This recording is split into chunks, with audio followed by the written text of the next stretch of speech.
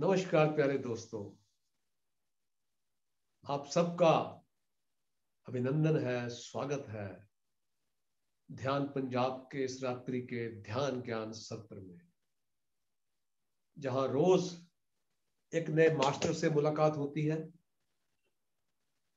ध्यान की बात होती है, आध्यात्मिक विज्ञान की बात होती है।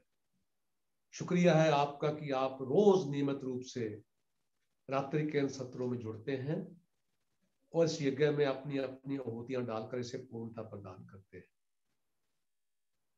गुजारिश है आपसे कि हमारे प्रभात के सत्रों से भी अवश्य जुड़े, जो कि रोज नियमित रूप से सुबह 7 से 8 बजे तक हमारे फेसबुक पेज पर होते हैं। और लिंक ये रहा आपकी स्क्रीन पर। इस लिंक के माध्यम से आप हमारे फेसबुक पेज से जुड़ सकते हैं, कनेक्ट हो सकते हैं और रोज सुबह 7 से 8 बजे तक ध्यान कर सकते हैं। अपने दिन का आगाज, दिन की शुरुआत रूहानी सफर के साथ कर सकते हैं, रोज एक नए मास्टर के साथ। पीएमसी पंजाब यूट्यूब चैनल भी अवश्य सब्सक्राइब करें।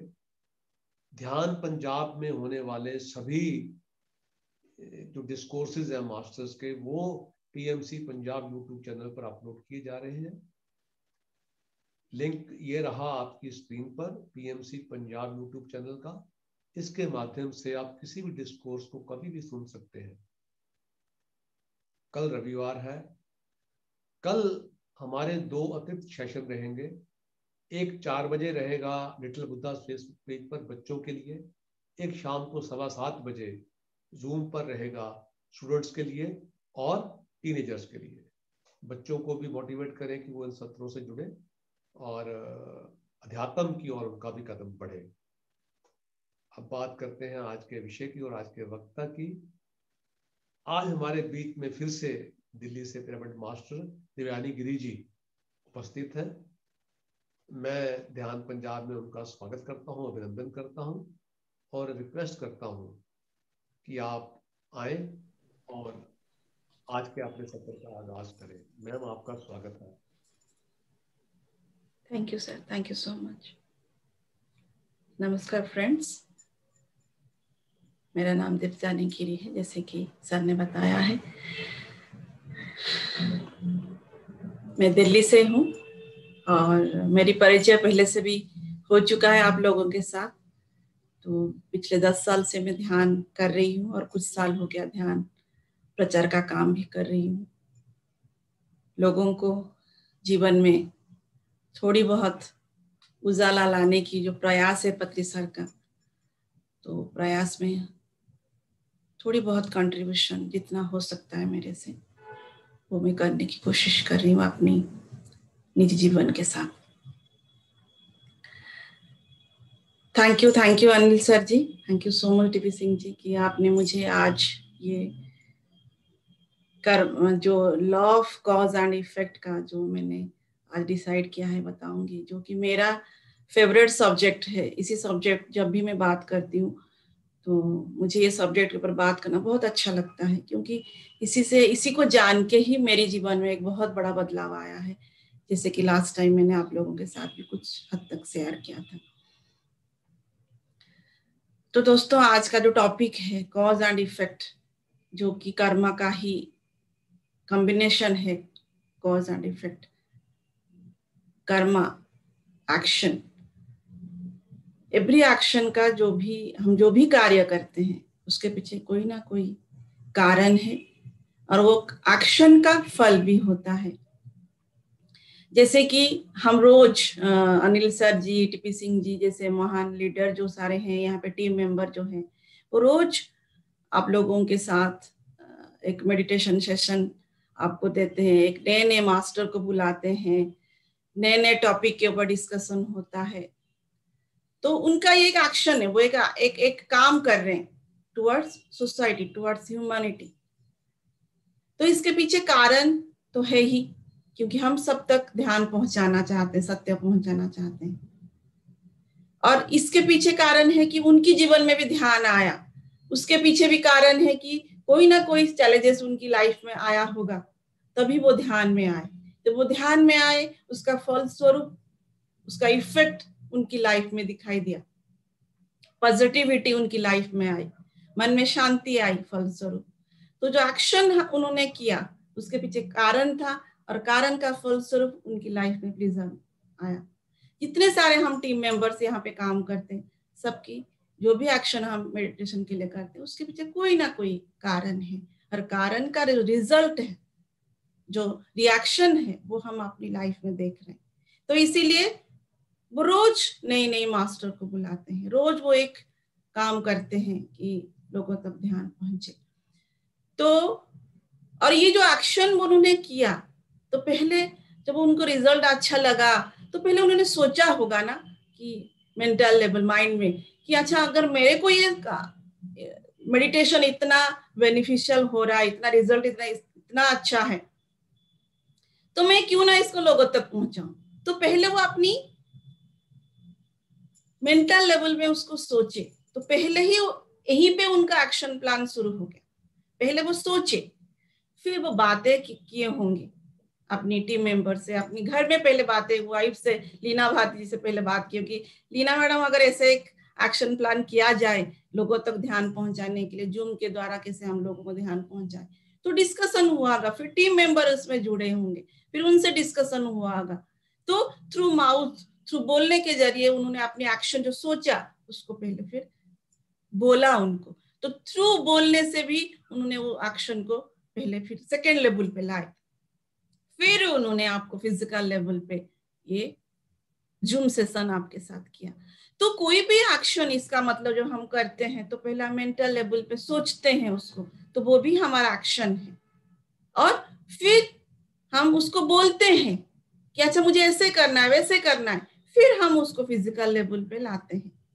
तो हर जो एक्शन हम कर रहे हैं तो उसके पीछे रीजन भी है, और उसका जो कार्य हमने किया उसका फल भी है।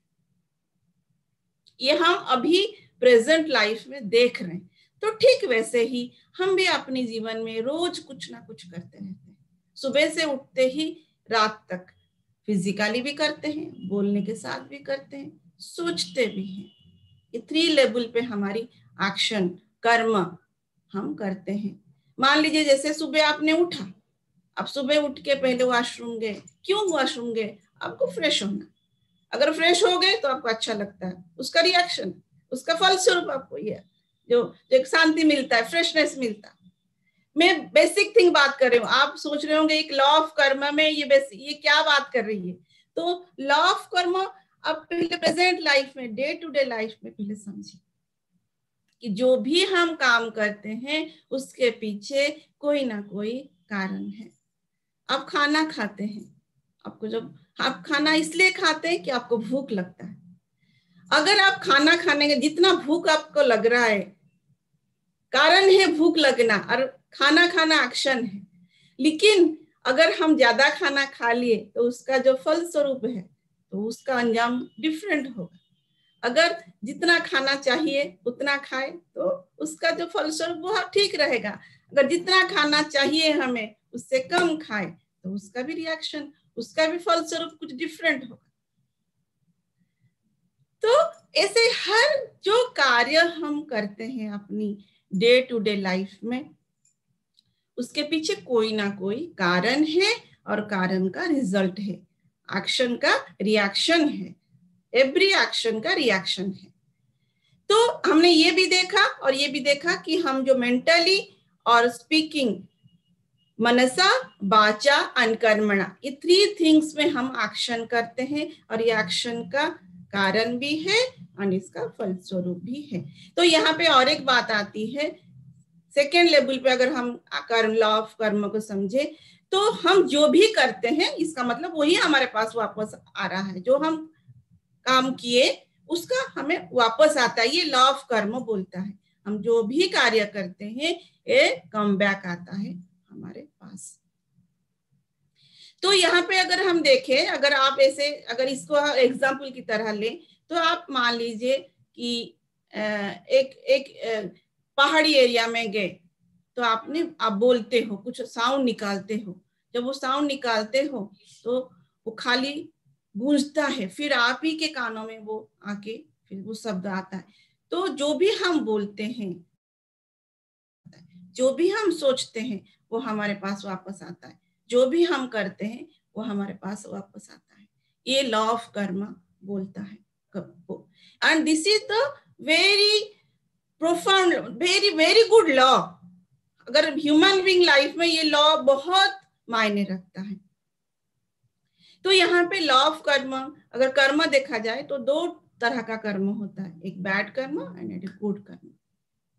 तो मेंटल लेवल पे अगर हम सोचते हैं बुरा, तो वो हमारे पास as a return, as a reaction, वो हमारे पास नेगेटिव ही आता है। अगर हम अच्छा सोचते हैं तो हमारे पास अच्छा आता है। या तो ऐसे हम समझ सकते हैं, कोई भी कार्य हम करते हैं अगर किसी दूसरों की लाइफ में प्रॉब्लम क्रिएट करता है तो वो बैड डीड में जाता है, बैड कर्म में जाता है। एंड कोई भी कार्य अगर हम दूसरों की अच्छाई के लिए करते हैं तो वो गुड डीड में जाता है। एंड जो भी हम करते हैं, बैड डीड करें तो हमारे पास बैड वापस आता है, अगर गुड करें तो हमारे पास गुड वापस आता है। और ये जो बैड एंड गुड, ये दोनों ही एक अकाउंट में हमारा डिपॉजिट होता है। हम जो भी कार्य करते हैं, जो भी फल हमें मिलता है, वो हम जो भी करते हैं वो एक अकाउंट में डिपॉजिट होता है, चाहे गुड करें चाहे बैड करें। आप माने या ना माने, this is the truth, this is the reality. तो एक अकाउंट में ये डिपॉजिट होके रहता है एवरी एक्शन। तो यहाँ पे और एक बात हम अगर देखें तो हम जो डिफरेंट टाइप्स ऑफ लोग होते हैं, कोई लोग अच्छा सोचते हैं, उनकी लाइफ में सब अच्छा अच्छा होता है, कोई लोग सिर्फ बुरा सोचते हैं या बहुत गंदा सोचते हैं। तो ऐसा क्यों होता है कि कोई लोग बहुत अच्छा सोच पाते हैं और कोई लोग एकदम से गंदे गंदे विचार उनका होता है, मारने पीटने की ऐसे होता है? तो ये क्यों होता है, यहाँ पे जानना हमारी जरूरी है अगर लॉ ऑफ कर्म को हमें थोड़ा सा और गहरा समझना है।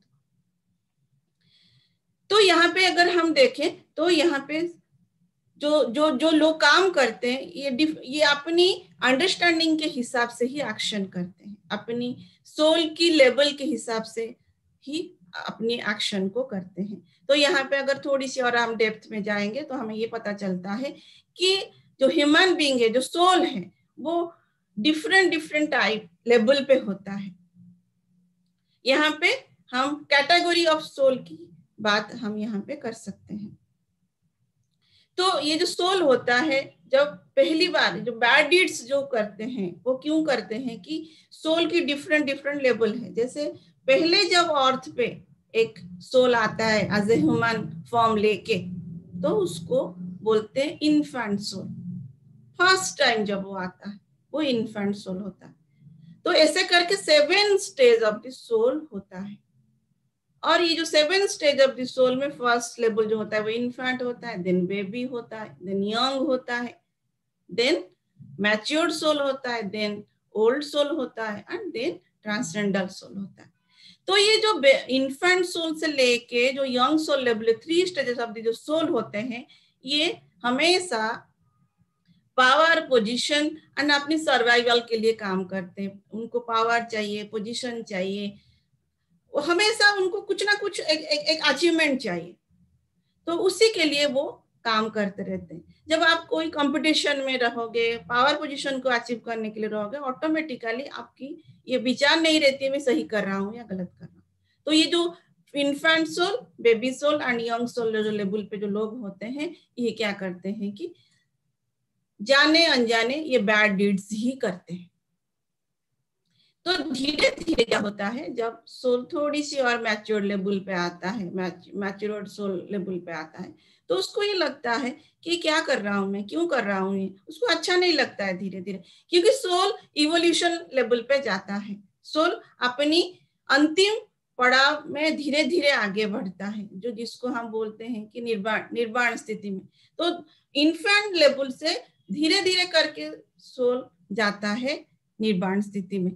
तो मैच्योर्ड सोल लेवल में आते आते सोल को ये लगता है कि मैं ये सब क्यों कर रहा हूँ, मेरे साथ ये क्या हो रहा है, क्योंकि लॉ ऑफ कर्म ये कहता है कि आपकी एवरी एक्शन का इक्वल एंड ऑपोजिट रिएक्शन आपको मिलेगा। तो धीरे धीरे उसके मन में, लेकिन वो ये लॉ तो उसको पता नहीं है, तो ऑटोमेटिकली उसके मन में क्वेश्चन होता है कि ये मेरे साथ क्यों हो रहा है, मैं ऐसा क्यों हो रही हूँ। तो ऑटोमेटिकल जैसे जैसे फिर उसको धीरे धीरे पता चलता है कि उसके साथ क्या हो रहा है, क्यों हो रहा है, उससे वो छूटना चाहता है। ये जो उसके साथ बैड डीड्स की वजह से जो रिएक्शंस उसको मिल रहे हैं एक्शन का, वो इससे धीरे धीरे छूटना चाहता है। धीरे धीरे छूटना चाहता है, फिर वो तरीका ढूंढता है वो क्या करेगा क्या नहीं करेगा। फिर उसके समझ में धीरे धीरे मैच्योरिटी लेवल बढ़ता जाता है, फिर वो ओल्ड लेवल पे आता है। ओल्ड लेवल पे आते आते उसको कोई ना कोई गाइड या मास्टर मिल जाता है, जिसके द्वारा वो ध्यान में आ जाता है। जब ध्यान में आता है सोल, तो उसको ये जो लॉ ऑफ कर्म है वो समझ में आता है। अच्छा, मेरे लाइफ में अगर ये हो रहा है तो उसके पीछे कारण क्या है, इसके बारे में हम थोड़ी डिटेल में और आगे बात करेंगे। तो ऐसे करते करते, क्योंकि वो और लॉ ऑफ कर्म ये बोलता है कि आपका जो भी आपके साथ हो रहा है उसका पीछे कारण है, और आपको उसका रिएक्शंस मिलेगा ही मिलेगा। वो जो कार्य आपने किया वो कब किया, कल किया, परसों किया, 10 साल पहले किया, या 100 साल पहले किया, या 200 साल पहले किया, इसका कोई मतलब नहीं है। लॉ ऑफ कर्म मतलब आपने जो भी किया आपके पास वो आएगा ही आएगा। अगर आपके पास आज अच्छा है तो आपने अपनी 10 साल पहले या 1 साल पहले या 100 साल पहले अच्छा ही किया है। तो उसका जो आउटपुट है, उसका जो रिएक्शन है, अगर आप अच्छा करते हैं एज ए ब्लेसिंग्स, वो आपके पास आता है। अगर आप बैड डीड्स करते हैं, खराब काम करते हैं, तो आज पेन एंड सफरिंग वो आपके पास आता है। तो हमारी प्रेजेंट लाइफ में हम देखेंगे कि हमारे पास जो है, जो सिचुएशंस है, अगर बैड है तो उसके पीछे कोई ना हम ही खुद कारण है। हमारी डीड्स का ये रिएक्शंस हमारे पास आया है, हमने किया था, इसीलिए ये हमारे पास वापस आया है। उसका फल स्वरूप हमारे पास ये आया है। अगर हमारे पास अच्छा आया है तो हमने भी अच्छा किया था, इसीलिए आज ये ब्लेसिंग्स हमारे साथ अच्छा चीजें हो रही। आपने देखा होगा कभी कभी आप हमारे साथ एकदम से कुछ अच्छा होने लगता है। क्यों होने लगता है? क्योंकि हमारी ही कर्मा है, ये प्रीवियस कर्मा, जो कि आज ये ब्लेसिंग्स हमारे पास वापस आया है। तो ऐसे ऐसे करके अगर हमने कर्मा को नहीं किया, अगर हम जो कॉज एंड इफेक्ट की वजह से ही हम बार बार मृत्यु हमारी होती है, हम मृत्यु होता है, फिर उसका फलस्वरूप फिर हम पैदा होते हैं, फिर उस डीड्स को फिर हम उसका अंजाम भुगतने लगते हैं। तो ऐसे जन्म मृत्यु भी हमारे साथ साथ चलता रहता है। जन्म मृत्यु के साथ साथ लेकिन सोल की इवोल्यूशन भी होता है, ये सच्चाई है। तो ट्रांसेंडल सोल आते आते वो सोल को पूरा नॉलेज हो जाता है कि उसके साथ जो हो रहा है वो क्यों हो रहा है, उसका लाइफ का पर्पस क्या है। फिर धीरे धीरे वो 7 स्टेज में लॉ ऑफ कर्म से छूट जाता है, और जन्म मृत्यु की जो कहर है उससे वो छूट जाता है।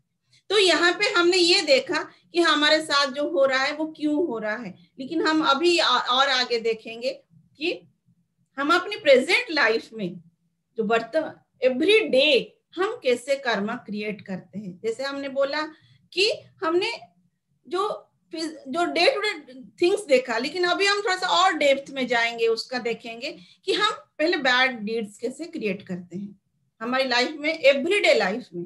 प्रीवियस लाइफ में तो बात की बात हम डिसाइड सोचेंगे, उसके बारे में डिस्कशन करेंगे, लेकिन एवरीडे कि डे टू डे लाइफ में हम अपने बोलने से, सोचने से और करने से कैसे हम बैड डीड्स को क्रिएट करते हैं। तो पहला जो काम हम बैड डीड्स क्रिएट करते हैं थ्रू आवर फूड। तो यहाँ पे सबको अच्छा हो सकता है, बहुत लोगों को पता होगा कि थ्रू फूड्स हम बैड डीड्स क्रिएट करते हैं। तो लेकिन मेरे को नहीं पता था, जब मैं ध्यान में आई ने पहली बार, तो मुझे पता चला कि थ्रू फूड भी हम बैड डीड्स को क्रिएट करते हैं। तो कैसे? कि जैसे जब हम किसी दूसरे को हार्म करके वो फूड को इनटेक करते हैं, लेते हैं, तो उससे हम बैड डीड्स को क्रिएट करते हैं। जैसे कि हम एनिमल किलिंग करते हैं, एग्स खाते हैं, फिश खाते हैं, तो इससे क्या होती है कि हमने किसी को हार्म पहुंचाई, किसी की लाइफ को हार्म पहुंचाई। पहुंचा के हम अपनी जो भूख को है, वो अपनी पेट की जो भूख को उसको मिटा रहे हैं। तो इससे क्या होती है, हम किसी को पेन एंड सफरिंग दे रहे हैं। क्योंकि कोई तो जब भी कोई मरता है तो ऐसा नहीं कि आसानी से, क्योंकि हम उसको मारते हैं, उसको तो रियल डेथ, नेचुरल डेथ तो उसका होता नहीं है, हम उसको मारते हैं, फोर्सफुली मारते हैं। जब हम उसको फोर्सफुली मारते हैं तो उसको पेन, जैसे आपने देखा होगा अगर अपने मच्छर को भी मारने की कोशिश की तो भी वो अपने जीवन बचाने के लिए भागता है। तो जब हम किसी को काटते हैं, किसी फिश को या किसी चिकन को या किसी गोट को जब हम काटते हैं तो उसको भी दर्द होता है, और सिर्फ दर्द नहीं होता है, उसके अंदर फियर भी पैदा होता है, उसको डर, हर किसी को, जैसे हमें भी अपनी डेथ को लेके फियर है, उनको भी अपनी डेथ को लेके डर है। हमें तो नेचुरल डेथ को फियर है, उनको तो फोर्सफुली मारा जा रहा है, तो उनके अंदर तो और फियर है। तो क्या होता है कि वो जो रिएक्शन है उनकी भी, जो मरने के टाइम जो रिएक्शन है, जब वो फूड हम खाते हैं तो हमारे भीतर भी डर पैदा होता है हमारी, क्योंकि पेन एंड सफरिंग से वो डेथ उनकी होती है, तो इसलिए हमारी लाइफ में भी पेन एंड सफरिंग शुरू हो जाती है। जैसे कि मैं एग्जाम्पल लूँ, एक स्ट्रेट कट एग्जाम्पल लूँ कि मैं ध्यान से पहले बहुत डरी हुई, जैसे मैंने आपसे और एक बार भी शेयर किया था, मेरे अंदर बहुत डर था, हर चीज को लेके डर, सिर्फ डेथ को नहीं, समाज को लेके डर, कोई बोल देगा उसको लेके डर, हर चीज के लिए मुझे डर था। एंड मेरे लाइफ में बहुत सफरिंग था, क्योंकि I was a non vegetarian, मैं किलिंग करके खाती थी। तो ये रियलाइजेशन मुझे फर्स्ट टाइम हुआ जब मैं ध्यान की 3-4 दिन के बाद ही मुझे पता चल गया कि नॉन वेज को ईट नहीं करनी है, उससे हमारी बैड डीड्स हम क्रिएट करते हैं। तो इसलिए हमें फ्रेश फ्रूट, वेजिटेबल्स, अगर हम इसको खाएंगे तो हमारी अंदर में जो फियर है वो धीरे धीरे डिजॉल्व होती है, हमें एक फ्रेशनेस की फील होती है। सेकेंड थिंग, थ्रू फूड हमने, फर्स्ट थिंग थ्रू फूड हमने बैड डीड्स को क्रिएट किया। सेकेंड थिंग, थ्रू क्रिटिसिज्म हम बैड डीड क्रिएट करते हैं। हम हमेशा किसी ना किसी की लाइफ में कुछ ना कुछ, जैसे मान लीजिए आपके घर में और किसी की, मतलब आप ही के घर में मान लीजिए ब्रदर और उनकी वाइफ के बीच में कुछ हुआ, तो आप उसकी लाइफ में इंटरफेयर करके, या आपकी ब्रदर और उसकी वाइफ के लिए कुछ हुआ तो उसके बीच में हम इंटरफेयर कर लेते हैं।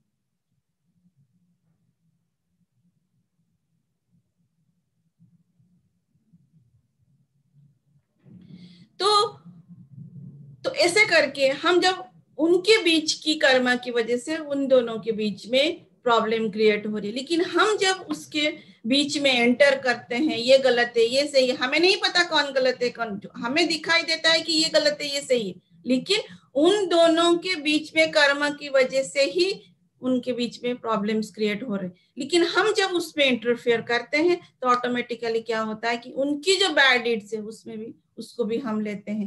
एंड क्रिटिसिज्म करने से ऑटोमेटिकली आप, हम कोई नहीं होते हैं कि किसी को उंगली दिखा के बोले ये सही है या ये गलत है। तो थ्रू क्रिटिसिज्म हम बैड डीड्स क्रिएट करते हैं, थ्रू इंटरफेरेंस। यस, हम बात करेंगे इस बारे में, जो भी आप लोग स्टेटमेंट दे रहे हैं इसके सेशन की एंड में इसके बारे में डेफिनेटली हम क्वेश्चन आंसर्स करेंगे। तो थ्रू इंटरफेरेंस हम बैड कर्म क्रिएट करते हैं, और एक बड़ा काम करते हैं जो कि जजिंग, हम जो कि अभी भी कभी कभी मेरे मन में जजमेंट क्रिएट हो जाती है, ऐसा नहीं है कि नहीं होता है, ये मैं आपको बताऊंगी, हंसी की बात हो सकती है लेकिन होता है। मान लीजिए कोई, आप किसी से बात कर रहे हो, उसकी बात आपको पसंद नहीं आई, तुरंत आपके माइंड में एक जजमेंट किया, अरे ये आदमी तो ऐसे, या किसी बात भी नहीं करता, अगर देखते ही आपके अंदर एक उसकी हुलिया से, उसकी गेटअप से आपको ये लगता है ये आदमी तो अच्छा नहीं होगा, ये तो ऐसे ही होगा, तो हम तुरंत जजमेंट एक क्रिएट कर लेते हैं, जबकि वो आदमी हमें अभी तक कुछ बोला नहीं, हमें कोई नेगेटिविटी नहीं दिया, हमें कोई गाली नहीं दिया, हमें कोई बैड थिंग्स नहीं बोला, स्टिल हम उसको देखते ही, उसकी अपीयरेंस से ही हम उसके ऊपर कोई ना कोई कमेंट, कोई ना कोई एक जजमेंट दे देते हैं, तो उससे भी हम बैड कर्म क्रिएट करते हैं। जैसे कि मैं, अगर हम लेडीज की बात लिया जाए, मैं क्योंकि थोड़ी सी हो सकता है कंजर्वेटिव समझे, तो कोई भी लड़की अगर थोड़ा सा एक्सपोज, बॉडी एक्सपोज कपड़ा पहनती है तो मुझे एकदम से मेरे दिमाग पहले होता था कि अरे ऐसा कैसा कपड़ा पहनती है, मन में ये आता है, जबकि वो अपना उसका चॉइस है, उसकी अपनी स्टाइल है, वो अपने हिसाब से कपड़ा पहने। हु एम आई, मैं कौन होती हूँ उसको बोलने वाली, लेकिन ये अंडरस्टैंडिंग नहीं थी। तो अगर हम किसी को जज कर रहे हैं तो हमें भी जजमेंट ही मिलेगी, क्योंकि लॉ ऑफ कर्म ये बोलता है कि हम जो देंगे हमें वही मिलता है वापस। एवरी एक्शन, ये हमेशा हमें बार बार याद रखनी है अपनी एवरीडे लाइफ में, एवरी मोमेंट में। हम जो भी सोचते हैं, जो भी बोलते हैं, ये हमारे पास वापस आएगा। तो हम अगर किसी को जजमेंट देते हैं तो ये हमारे पास वापस ही आएगा। हम अगर किसी को क्रिटिसाइज करते हैं तो हम भी क्रिटिसाइज ही होंगे। और एक काम हम करते हैं कि किसी की लाइफ में कुछ हो रहा है, वो उसका पर्सनल थिंक है, हो सकता है हस्बैंड वाइफ में प्रॉब्लम हो सकता है उनकी घर में कुछ हो, या तो हो सकता है कि आपकी कोई फ्रेंड ने बताया होगा कि वो ये बनने वाला है, वो बनने वाला है, लेकिन अब 10 साल के बाद आप देखते हो कि वो नहीं बना है, तो हम तुरंत उसको, अरे तू तो बोल रहा था तू तो ये करेगा, अब तो तू ये नहीं कर पाया। या तो किसी की लाइफ में वो आपस में, उनके घर में कोई प्रॉब्लम्स चल रही है, लेकिन हम उसमें कोशिश करते रहते हैं कि इनके घर में क्या चल रहा है। अगर उनके घर में प्रॉब्लम चल रहा है लेकिन वो शांत है, तो हमें अपने दिमाग में, इतने शांत ये कैसे हो सकते हैं, इतना प्रॉब्लम से इनके घर में चल रहा है फिर भी ये लोग शांत है, इससे थोड़ी होता है। मतलब different different types of thoughts, हम ये इसको बोलते हैं नोजीनेस। हम पोकिंग करते रहते हैं, हर किसी की लाइफ में इंटरफेयर करने की कोशिश करते हैं, हर किसी के लाइफ में क्या हो रहा है उसको झांक के देखने की कोशिश करते हैं। इससे भी हम बैड डीड्स क्रिएट करते हैं। तो दोस्तों देखिए, हम फिजिकली किसी को हार्म नहीं कर रहे हैं यहाँ पे, सिर्फ किसी को बोलने से, किसी के बारे में सोचने से हम बैड कर्म क्रिएट करते हैं। और जब ये हमारे पास वापस आता है तो हम सोचते हैं मैंने तो कुछ किया नहीं, क्योंकि हम एक्शन फिजिकली तो हमने किसी का कुछ नहीं किया। तो फिर हम जैसे मैं वही बोलती थी, मैंने तो किसी का कुछ नहीं किया, तो मेरे लाइफ में ऐसा क्यों। हमने देखा होगा हमारी घर में भी 4 लोग अगर इकट्ठा हो गए तो हमारी जो रिलेटिव्स है, घर नेबर है, उनके बारे में बैठ के हम तरह तरह की गॉसिप करते रहते हैं। तो ये पहले तो ये पता ही नहीं था कि ये गॉसिप करने से इसका रिजल्ट हमें भुगतना पड़ेगा। Thanks to meditation, thanks to PSSM, ये सारा कॉन्सेप्ट हम धीरे धीरे समझ रहे हैं कि एवरी एक्शन में हम कैसे कर्म क्रिएट करते हैं। तो ठीक वैसे ही ये तो हो गया हम बैड कर्म क्रिएट की।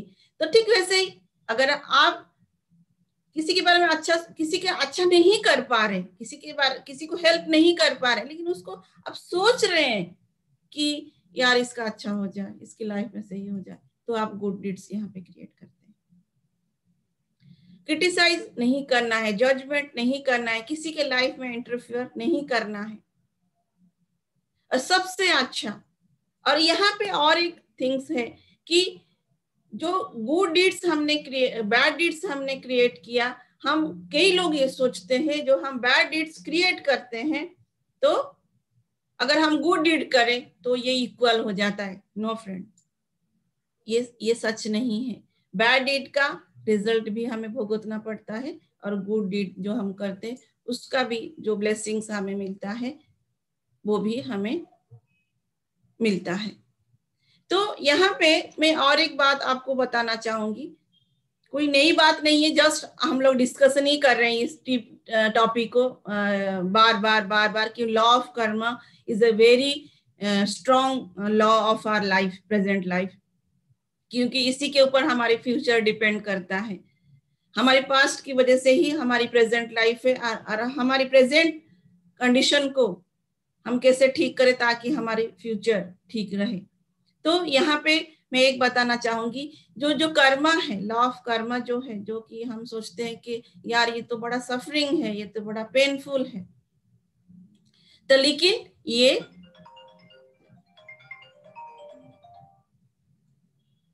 ये जो लॉ ऑफ ये पेन एंड सफरिंग ही देता है, तो क्या इससे छुटकारा नहीं मिल सकता? एक प्रश्न ये है, क्या हम इस कर्म लॉ ऑफ कर्म से, ये कर्म बंधन से छूट नहीं सकते हैं? और सेकेंड प्रश्न ये है, क्या ये पेन एंड सफरिंग देता है? तो यहाँ पे एक थिंग है कि लॉ ऑफ कर्म से हम छूट सकते हैं। कैसे छूटेंगे ना? हम थ्रू मेडिटेशन करेंगे एंड गुड डीड्स करेंगे। हम ये डिसाइड करेंगे कि हम अपनी लाइफ में आज से सिर्फ अच्छा ही करेंगे, लोगों की भलाई की काम करेंगे विदाउट एक्सपेक्टिंग एनी रिजल्ट, कि हाँ मैं अच्छा कर रहा हूं तो मेरे साथ अच्छा होगा, ये ना सोच के विदाउट एनी कंडीशन हम लोगों की अच्छाई, लोगों की भलाई के लिए काम करें एंड मेडिटेशन करें। मेडिटेशन करने से हमारी जो कर्मा है वो डिसॉल्व होने लगता है। And is it law of जो कर्मा की वजह से हमारी लाइफ में पेन एंड सफरिंग आता है, या ये और कुछ हमें अच्छा देता है? लेकिन मैं अपनी लाइफ में ये देखा और जो पढ़ा भी बाद में जाना कि it's not a punishment, it's a blessing. ये कैसे ब्लेसिंग है, मैं अपनी ही लाइफ की थोड़ी बहुत चीजें बता के आपको बताना चाहूंगी। तो यहाँ पे अभी हमने यहाँ तक अभी देखा कि लॉ ऑफ कर्मा जो है वो as a pain and suffering हमें मिल रहा है। एंड इसको अगर पेन एंड बैड कर्मास को अगर हमें डिसॉल्व करनी है तो हमें ध्यान करनी पड़ेगी और हमें लोगों की भलाई के लिए काम करनी पड़ेगी। तो यहाँ पे और एक प्रश्न आता है कि जो कि मेरे मन में आया था, कि मेरे मन में ये आया कि बहुत सारे ऐसे लोग हैं जो कि बहुत अच्छे हैं, वो सही सोचते हैं, गलत नहीं सोचते हैं, दूसरों की अच्छाई के लिए काम करते हैं, फिर भी उनके साथ क्यों बैड होता है? ये प्रश्न मेरे आया इसलिए क्योंकि मेरे हस्बैंड जो है वो बहुत अच्छे हैं, बहुत मतलब उनको जितने सालों से, मैं कम से कम 22 साल हो गए हमारी शादी को, 21 साल हो गए, तो मैंने जितना अभी उनको देखा है वो हमेशा दूसरों के लिए ही सोचते हैं, आज भी वो दूसरों के लिए ही सोचते हैं। लेकिन उनकी लाइफ में अगर देखा जाए फ्रॉम उनको 16 एज से लेके आज तक उनकी लाइफ में हमेशा कुछ ना कुछ होता ही रहता है। ऐसा क्यों? तो इसके लिए मैंने काफी सारी बुक्स पढ़े, जैसे कि योर सोल्स गिफ्ट, ये बुक्स मैं आप लोगों को दिखाना चाहूंगी। Your soul's gift and many life many masters and messages from masters, miracles happen, ऐसे काफी सारे 4-5 बुक्स मैंने पढ़े क्योंकि मेरी लाइफ में ऐसे परिस्थिति आई जिसकी वजह से मैं हमेशा सोचती थी कि मेरे लाइफ में ऐसे क्यों, मेरे लाइफ में ऐसे क्यों। जब ध्यान में मैं आई और ये सारे बुक्स मैंने पढ़ा तो मुझे समझ में आया। तो यहाँ पे मैं थोड़ी सी और कर्मा को एलाबरेट करना चाहूंगी कि जो कर्मा है ये थ्री कैटेगरी में डिवाइडेड हुआ है। तो ये फर्स्ट जो कैटेगरी है वो है संचित कर्म, नंबर 1। सेकेंड जो है वो है प्रारब्ध कर्म एंड थर्ड जो है वो है आगामी और कियामना और आगामी कर्म। ये थोड़ा सा हम यहीं पे अगर समझ जाएं कर्म को और डेप्थ में तो हम अपनी प्रेजेंट लाइफ को ठीक कर सकते हैं ताकि हमारी जो फ्यूचर है वो अच्छा होगा। तो जो संचित कर्म है, यहाँ पे पहले हम समझे कि संचित कर्म क्या है, क्यों जैसे मैंने प्रश्न किया कि कई लोग अच्छे हैं फिर भी उनकी लाइफ में क्यों खराब होता है, क्यों उनके पास खराब चीजें होती है, उनके साथ क्यों अच्छा नहीं होता है। तो यहाँ पे संचित कर्म जानना बहुत जरूरी है। तो यहाँ पे जैसे मैंने इससे पहले बताया था, सोल इवोल्यूशन में सोल इन्फेंट सोल से लेके एनलाइटमेंट तक वो जाता है, डिफरेंट स्टेजेस को पार करके वो जाता है। तो जो संचित कर्मा है तो इसमें हमारी, जैसे मैंने बोला था, हमारे good deeds and bad deeds एक जगह पे स्टोर होता है। वो कहाँ पे स्टोर होता है? ये संचित कर्मा है जहाँ पे हमारे स्टोर होता है। गुड डीड्स हम अच्छे करें तो भी वो स्टोर हो रहा है, बुरा करें तो भी वो स्टोर हो रहा है। और एक बात, सेकेंड थिंग ये है कि इन्फेंट लेवल से लेके आज तक की लाइफ, टुडे की लाइफ तक जितने सारे हमने कर्म किए हैं ये संचित कर्म में, आज संचित कर्म ये स्टोर है। इसमें गुड भी स्टोर है और हमारी बैड भी स्टोर है। ठीक है, पहले जब हम ह्यूमन फॉर्म में आए फर्स्ट टाइम, इन्फेंट लेवल से लेके आज तक जितने सारे हमने डीड्स किए, एक्शंस किए, चाहे वो गुड एक्शंस हो चाहे वो बैड एक्शंस हो, वो सारा हमारी संचित कर्म, आज संचित कर्म स्टोर है एक जगह पे। वहां से हम कुछ कर्म डिजाइन करके प्रेजेंट लाइफ में लेके आते हैं, दिस लाइफ में, उसको बोलते हैं प्रारब्ध कर्म। उस प्रारब्ध कर्म में भी हम गुड डीड्स लाते हैं एंड बैड डीड्स लाते हैं। Good deeds as a blessings हमारी लाइफ में रिफ्लेक्शन होता है, एंड जो बैड डीड्स है वो as a pain and suffering हमारी लाइफ में रिफ्लेक्शन होता है। तो इसका मतलब अगर हम प्रेजेंट लाइफ में अच्छा कर भी रहे हैं, लेकिन हमने जो पहले लाइफ में, पहले जो इन्फेंट सोल से लेके अभी तक की जो लाइफ में, क्योंकि इसमें कम से कम हम कई बार पैदा हो चुके हैं, कम से कम 250-300 बार हम पैदा हो चुके हैं। तो 250-300 बार में हमने कुछ ना कुछ गुड एंड कुछ ना कुछ बैड कर्म किए, तो उसको हम प्रेजेंट लाइफ में रीपे करने के लिए, बैलेंस करने के लिए आज प्रारब्ध कर्म हम लेके आते हैं। तो इसलिए हमारी लाइफ में अगर अच्छा भी हम करते हैं तो भी हमारी लाइफ में पेन एंड सफरिंग मिलता है। लेकिन ये जैसे मैंने बोला, पेन एंड सफरिंग अगर मिलता है तो उससे क्या क्या क्यों मिलता है, इसमें क्या बेनिफिट क्या है? तो इससे सोल की इवोल्यूशन होता है, क्योंकि जब बैड डीड्स का रिफ्लेक्शन आपकी लाइफ में आता है तो आपने बैड सिचुएशंस क्रिएट की। बैड सिचुएशंस क्रिएट किए मतलब मान लीजिए एग्जांपल देंगे, किसी का फाइनेंशियल प्रॉब्लम आई, किसी की लाइफ में किसी की बेटे की डेथ हो गई, किसी का हस्बैंड वाइफ की रिलेशनशिप में प्रॉब्लम आ गई। तो इससे जब हम ओवरकम करते हैं सिचुएशन से, मान लीजिए फाइनेंस प्रॉब्लम मेरी लाइफ में आई, जब मैंने फाइनेंस सिचुएशंस को ओवरकम करने की कोशिश किया तो मेरी अंदर की जो एनर्जी है वो बढ़ी, सोल इवॉल्व हुआ, उससे वो सोल एक स्टेप अहेड जाता है। क्योंकि आपकी लाइफ में एक सिचुएशन आया, उस लाइफ में वो सिचुएशन आपके कर्म की वजह से हो सकता है, लेकिन उस सिचुएशन से आपको लर्निंग है। कर्म हमें सिखा लो, थ्रू कर्म हम सीखते हैं, लाइफ में लेसन सीखते हैं। जैसे एग्जाम्पल अगर ले ले कि मेरे लाइफ में आज ए प्रारब्ध कर्म मैंने लिया था कि फाइनेंस चैलेंजेस मेरे लाइफ में आई, तो जो फाइनेंस चैलेंजेस मेरे लाइफ में आई तो उससे क्या हुआ, उसको हमने मियाँ बीवी दोनों, हमें हस्बैंड वाइफ दोनों, ऐसा नहीं कि सिर्फ एक ही की वजह से, उसमें मैं भी जिम्मेदार हूँ। मैंने भी कहीं ना कहीं किसी ना किसी के साथ फाइनेंशियली कोई ना कोई लाइफ में प्रॉब्लम क्रिएट किया है, तभी मेरे लाइफ में फाइनेंशियल प्रॉब्लम आई। इसके पीछे कॉज है, कारण है, ये मेरी जो लाइफ जो सिचुएशंस थी 10 साल पहले, इसके पीछे कोई ना कोई कारण है। कारण ये है कि मैंने खराब काम किसी के साथ फाइनेंशियली किया था, कोई ना कोई हार्म पहुंचाई थी उसको फाइनेंशियली, इसीलिए मुझे वो रिएक्शंस मिला।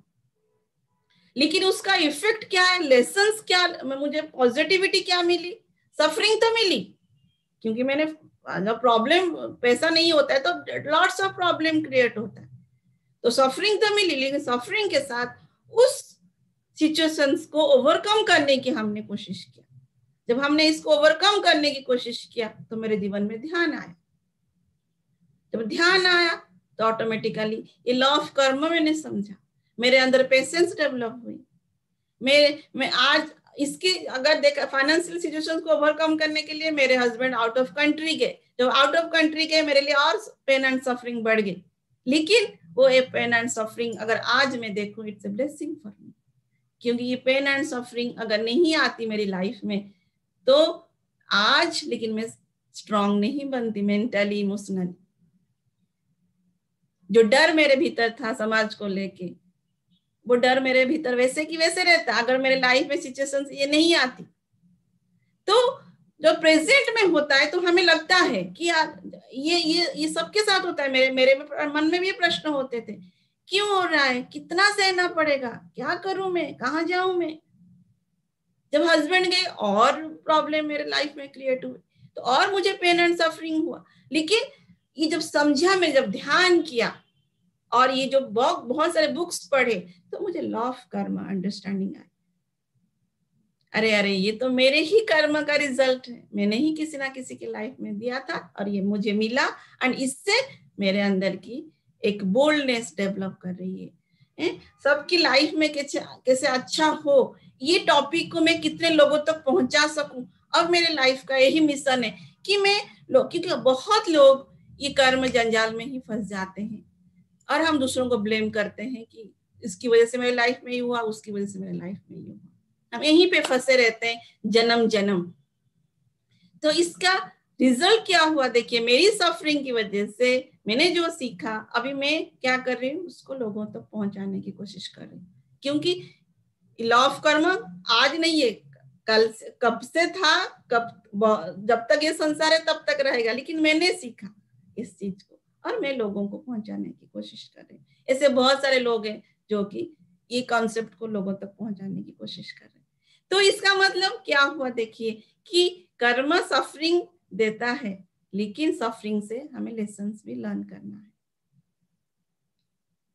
ठीक है, तो प्रारब्ध कर्म मान लीजिए, और यहाँ पे तो थर्ड कर्म मैंने बोला कि कियामन, फर्स्ट संचित, देन प्रारब्ध, देन कियामन। कियामन कर्म क्या है, अगर आपने जो प्रेजेंट लाइफ में जो सिचुएशंस आपकी आ रही है, हमने जाना कि हमारी ही कर्मा है ये, अगर हमने यहाँ पे अंडरस्टैंडिंग नहीं किया, ये मेरे ही रिएक्शन, मेरे ही कर्मा का रिजल्ट मुझे मिल रहा है, तो क्या होगा, मान लीजिए जस्ट मैं एग्जांपल आपको दे रही हूँ कि मैं काफी लोगों को ये सोचती थी कि इनकी वजह से मेरे लाइफ में ये प्रॉब्लम्स आई है, XYZ कोई भी हो सकता है।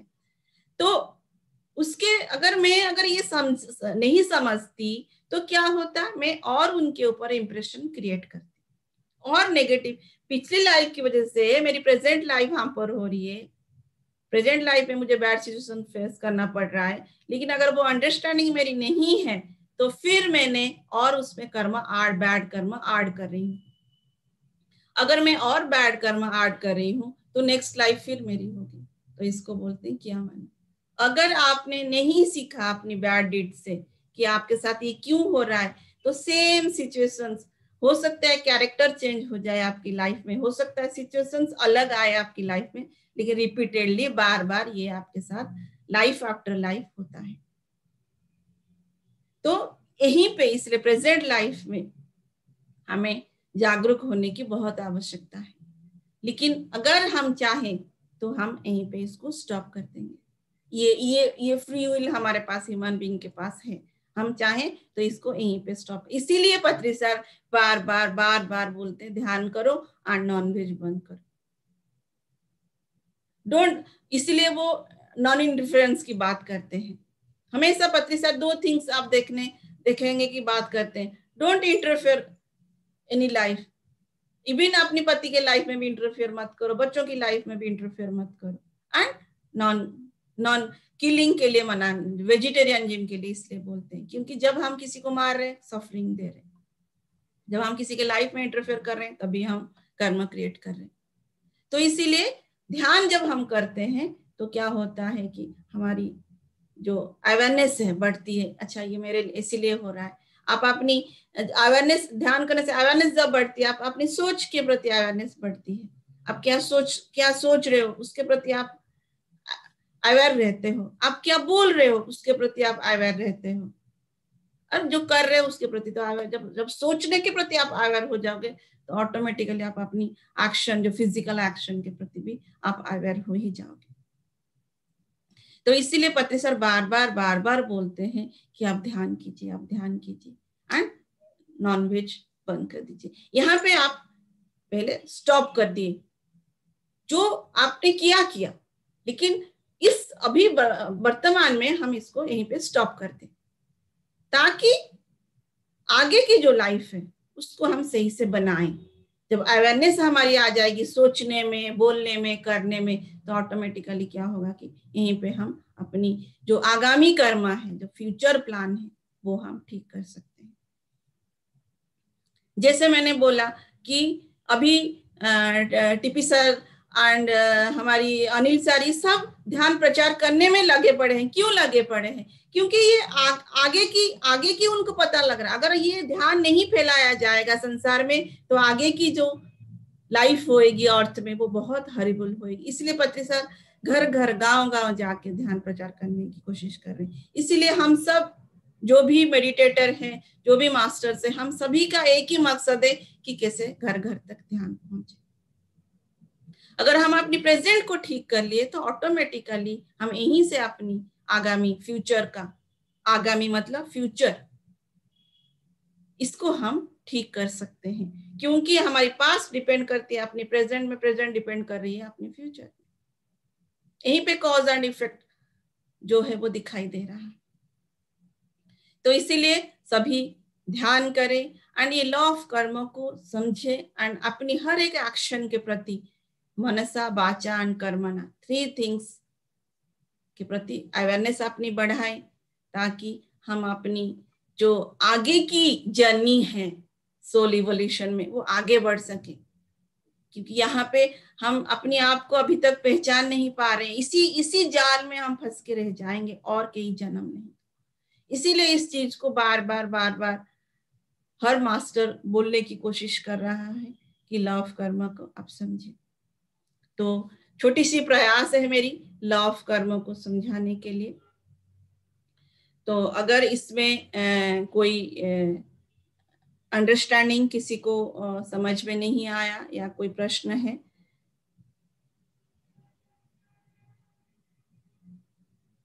मिल्क बिना बच्चे कैसे रहेंगे?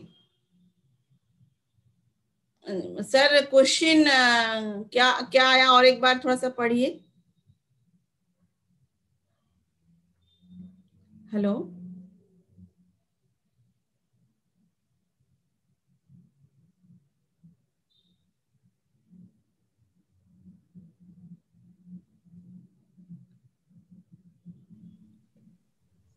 हेलो सर, थोड़ा सा कोई प्रश्न कोई अगर करना चाहते हैं तो उनको अनम्यूट कीजिए और बात करें वो। नमस्कार मैम। नमस्कार मैम, अभी आप जैसे लॉ ऑफ कर्मा के बारे में बता रहे थे जी।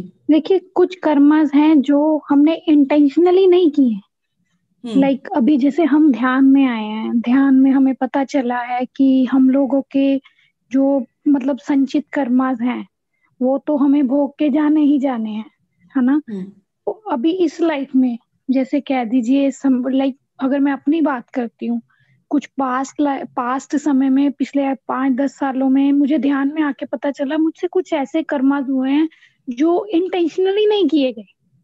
जैसे किसी का दिल दुखा देना, जैसे अपने एक थॉट्स की दुनिया में रहने की वजह से उनके किसी का दिल दुखाया, जैसे बच्चे हैं, हस्बैंड है, इन लॉज हैं, तो अवेयरनेस थी नहीं कि what is law of Karma, होता क्या है, मुझे इनका भुगतान फिर से भुगतना है। तो मैंने आगे भी क्वेश्चन किया था, दे सेड कि ग्रेटिट्यूड एंड फॉरगिवनेस। क्या ग्रेटिट्यूड और फॉरगिवनेस हमारे कर्मा को कम तो नहीं कर सकता ना, वो तो हमें भोगने ही पड़ेंगे। तो मैं एक डर से रहती हूँ कि लाइक ठीक है, मेडिटेशन भी कर रही हूँ, फॉरगिवनेस भी किया, ग्रेटिट्यूड भी किया, तो वो भोगने तो पड़ेंगे ना, क्योंकि वो बहुत सख्त कर्मा कर दिए, दिल बहुत जोरों से दुखाया कि लाइक जैसे किसी के आंसू निकल जाना ना।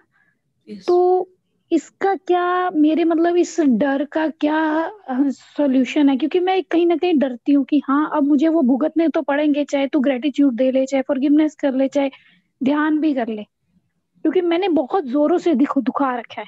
मेरे घर में सर्वेंट है, तो लाइक उसको पेन बहुत जोरों से दे रखा है, like still she is with me. इतना पेन वो तब मैं इंटेंशनली नहीं उसको दिया है, वो मुझे अब अवेयरनेस आ रही है कि जब मैंने उसको पेन दे रही थी, दैट वाज माय मैं खुद ही में पेन में थी, वही मैंने पेन उसको दे दिया। जैसे डांटना, पिटाई भी कर देना।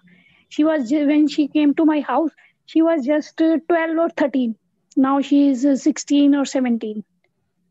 तो मैं इस चीज से बहुत डरती हूँ।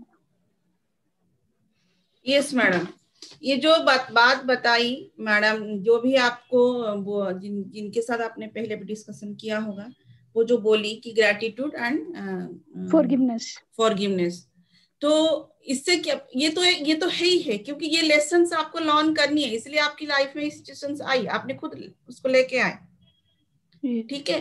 तो पहले हमें अंडरस्टैंडिंग नहीं थी, अब तो अंडरस्टैंडिंग आ गई, तो हम पहला थिंग है हम ध्यान कर रहे हैं। हाँ जी, जब हम ध्यान करते हैं, ध्यान करने से ही आपके अंदर ये बदलाव आया है। यस, है ना। और ध्यान, जो कॉस्मिक एनर्जी जब फ्लो होती है हमारे भीतर, तो अब देखिए उस टाइम में आपने क्यों किया, एक तो आपके अंदर उतना ही एग्रेसिवनेस है, उतनी गुस्सा है, उतनी हेट्रेट है, इसलिए आपने उस चीज को, वो उसका रिएक्शन आप ऐसे कर रहे थे। जब आप ध्यान करते, जब कॉस्मिक एनर्जी फ्लो हो रही है, उसमें प्रेम आपके अंदर बरस रही है, करुणा आपके अंदर बरस रही है, तो आपके भीतर क्या एक लव डेवलप कर रहा है। अब आप समझ पा रहे हैं उस चीज को, कि अगर आप डर के मारे सोच रहे हैं कि ये मेरा कर्मा है, तो वो भी और अंडरस्टैंडिंग चाहिए उसमें। ठीक है, डर के मारे किसी को हार्म नहीं पहुंचाना, वो सही अंडरस्टैंडिंग नहीं है, इट्स वन ऑफ अंडरस्टैंडिंग, ये सही अंडरस्टैंडिंग नहीं है। मैं ये नहीं कह रही कि डर के मारे आगे कर्मा नहीं करना, बट मेरा ये डर है कि वो तो मैंने किया हुआ है ना। वही मैं समझाने की आपको कोशिश, मतलब जितना मैं समझ पा रही हूँ आपके प्रश्न को, तो आपके अंदर एक बदलाव तो आ रही है ना, आपके अंदर एक करुणा आ रही है, एक लव एंड अफेक्शन आ रही है, आप उस पेन एंड सफरिंग को समझ पा रहे हो, अंडरस्टैंडिंग कर पा रहे हो अंदर से, उसी से ही हमारी कर्म डिजॉल्व होता है। तो अंडरस्टैंडिंग ये चाहिए थी आपके भीतर, ये अंडरस्टैंडिंग आ रही है, ठीक है।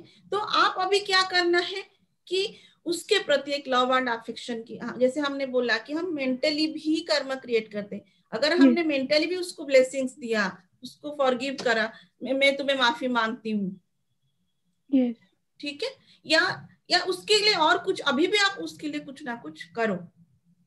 मैम ये सब मैं कर रही हूँ, जैसे मुझे मैम ने फिर कोई डरने की बात नहीं है इसमें। मेरा डर बेसिकली डर ये है कि अब जैसे मैंने हाथ भी उठाया, चाहे मैंने हाथ अपने मतलब थॉट लेवल पे प्रेजेंट ना होने की वजह से उठाया है, तो मतलब उसका रिटर्न अब मेरे को देना ही पड़ेगा ना। ये आप क्यों सोच रहे हो ऐसे? मैं इसी चीज पे स्टक थी जब आज आप बात कर रहे थे ना। स्टक मत हुए, आगे बढ़िए, उसके लिए और अच्छा कुछ कीजिए, ध्यान कीजिए, बस ओके ध्यान कीजिए, okay ma'am, okay, and deeper level में उसके प्रति एक लव एंड कंपैशन डेवलप कीजिए।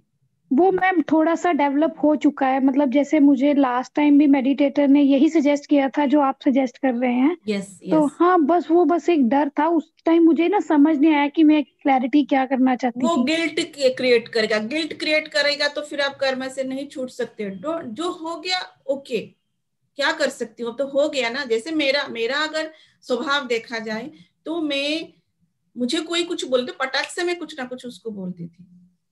मैं, जैसे आप बोलते हो कि मतलब मैं जब गुस्सा होती हूँ तो क्या निकलता है, ये पहले की बात मैं कर रही हूँ, ठीक है। लेकिन अगर हम उसको पकड़ के बैठेंगे तो फिर उससे निकलेंगे कैसे? हाँ जी, वो बस छूट नहीं रहा मेरे से ना, ग्रिप नहीं छूट रही थी। वो नहीं, वो मत सोचो, आपके अंदर से एक कंपैशन, एक लव हर किसी के प्रति, सिर्फ उसी के प्रति नहीं, हर किसी के प्रति। ठीक है मैम, नाउ आई गॉट। आप अपने भीतर की भावना खुद समझ सकते हो। यस मैम, है ना। हमें लव एंड कंपैशन इतना चाहिए कि इतना डेवलप करनी है कि हमारे घर की बच्चा जैसा होना है, वैसे ही फीलिंग एक दूसरे की बच्चा या राह चलते हुए बच्चे के अंदर को देख के आना चाहिए, इतना लव एंड कंपैशन हमें। और इसी को सीखने के लिए ही हम अर्थ प्लेन में आते हैं। Okay ma'am, I got my answer, मुझे जो चाहिए था वो सेटिस्फैक्शन। अगर आपको ऐसा भी लगता है कि और मुझे उसके लिए कुछ करना है, आप उसको हक कीजिए, उसको माफी भी, अगर आप अपनी ईगो को डिजर्व करना चाहते हैं, उससे माफी, सॉरी मैंने जो भी तेरे साथ किया है, अगर आप फिजिकली भी उसके साथ कुछ मतलब बात करना चाहते हैं, जो भी मैंने किया वो अनजाने में किया, आई एम सो सॉरी। लेकिन उसको वर्बली करने से कर सकते हो, लेकिन अंदर से वो भाव आना चाहिए मैम। ये सब और वो भाव तभी आएगा जब आप ध्यान करेंगे। हाँ जी हाँ जी, ये सब तो ध्यान से मुझे अंडरस्टैंडिंग हो गई थी, बस वो एक जी। क्वेश्चन था ना गिल्ट वाला, वो क्लियर हो गया जी। गिल्ट, बिल्कुल गिल्ट करने से हम लॉ ऑफ कर्म से बाहर नहीं आ सकते। जो हो गया हो ओके गया। Okay ma'am, repeatedly same mistake नहीं होनी चाहिए। Okay ma'am, okay. Thank you.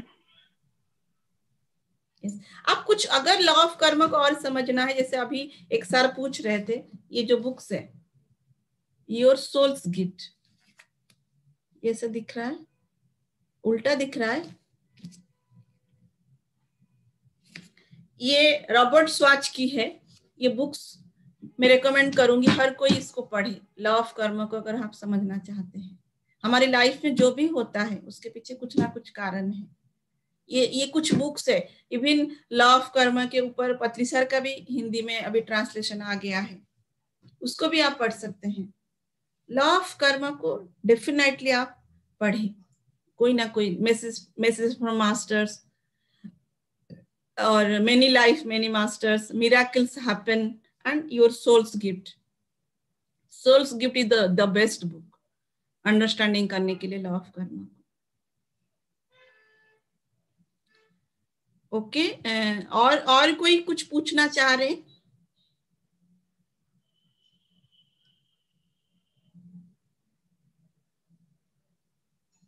Sir नमस्कार मैम। नमस्कार। नमस्कार सर। हाँ जी, बहुत ही अच्छे तरीके से आपने एक्सप्लेन करा लॉ ऑफ कर्मास को। जब भी हम सोचते हैं कर्मास के बारे में तो हम पास्ट लाइफ के बारे में सोचना शुरू कर देते हैं, लेकिन आपने बड़े ही अच्छे तरीके से समझाया कि जो हमारी प्रेजेंट लाइफ है उसमें through interpretation, through judgement, through gossip, through bad thinking towards others, ये भी हमारे डेली लाइफ के कर्मास है विच अफेक्ट्स अवर लाइफ। तो बड़ा अच्छे तरीके से रहा, बहुत वंडरफुल सेशन रहा। किसी का कोई प्रश्न है तो अभी पूछ सकते हैं, नहीं तो फिर हम ध्यान की तरफ चलते हैं। मैडम आप ध्यान करवा दीजिए फिर। Okay sir, okay.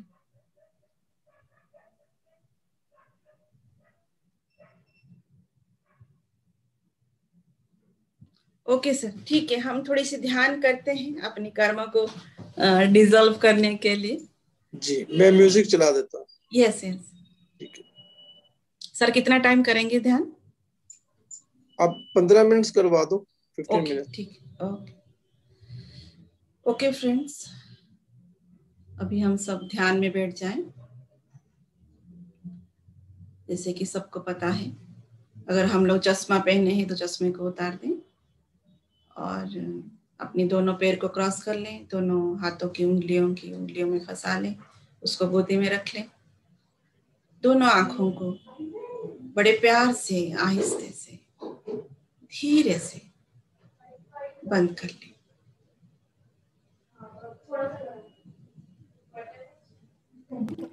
पूरी शरीर को ढीला छोड़ दें।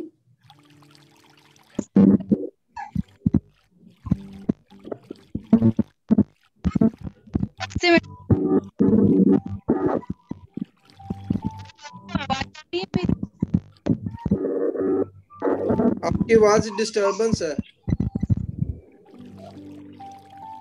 आप वीडियो ऑन ऑफ कर दीजिए और बात कीजिए। वीडियो ऑफ कर दीजिए और बात कीजिए।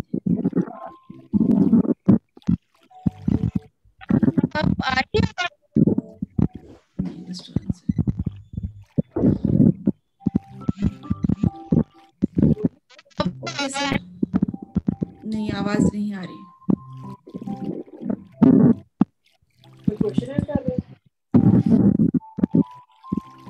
Thank you ma'am.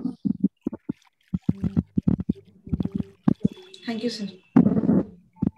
आपका बहुत बहुत शुक्रिया, बहुत ही बढ़िया ज्ञान और ध्यान बांटने के लिए। एक बार फिर से विवेक परिवार, रूहानी मिलन परिवार और पीएमसी पंजाब की तरफ से आपका बहुत बहुत शुक्रिया। और दोस्तों, अब समय हो गया है कि आज के सेशन को यहाँ पर विराम देने के लिए। कल हम फिर मिलते हैं एक नए मास्टर्स, एक नए विषय के साथ। तब तक सबको नमस्कार, सत श्री अकाल। B vegetarian, do meditation. Thank you.